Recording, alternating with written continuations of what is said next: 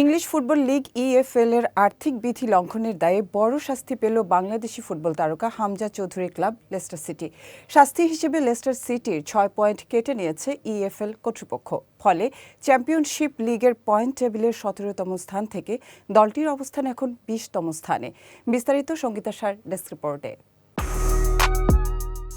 ২০২৩-২৪ মৌসুম পর্যন্ত ৩ বছরের লাভ ও টেকসই নীতি পিএসআর ভঙ্গের অভিযোগে গত বছরের মে মাসে প্রিমিয়ার লিগ কর্তৃপক্ষ লেস্টারের বিরুদ্ধে মামলা করে। সে অভিযোগের ভিত্তিতেই গতকাল ক্লাবটিকে শাস্তির আওতায় আনা হয়।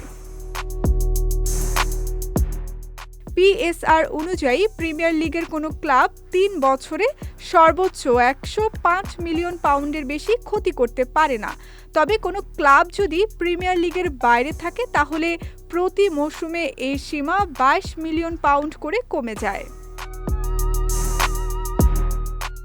ফলে ইএফএল এর তদন্তে দেখা যায় নির্ধারিত ৩৬ মাসের সময়সীমায় লেস্টার সিটির ব্যয়সীমা ছাড়িয়ে গেছে ২০.৮ মিলিয়ন পাউন্ড।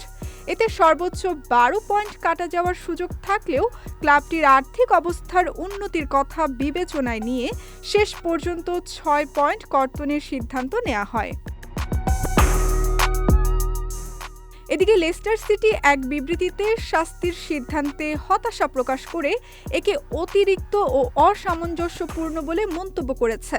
ক্লাব কর্তৃপক্ষ জানিয়েছে, কমিশনের সিদ্ধান্ত তারা পর্যালোচনা করছে এবং পরবর্তী করণীয় বিবেচনা করছে।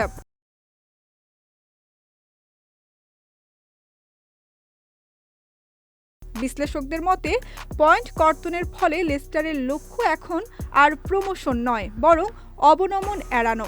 সাম্প্রতিক বাজে পারফরমেন্স ও পয়েন্ট কর্তনের কারণে দলটি এখন লিগ ওয়ানে নেমে যাওয়ার ঝুঁকিতে পড়েছে।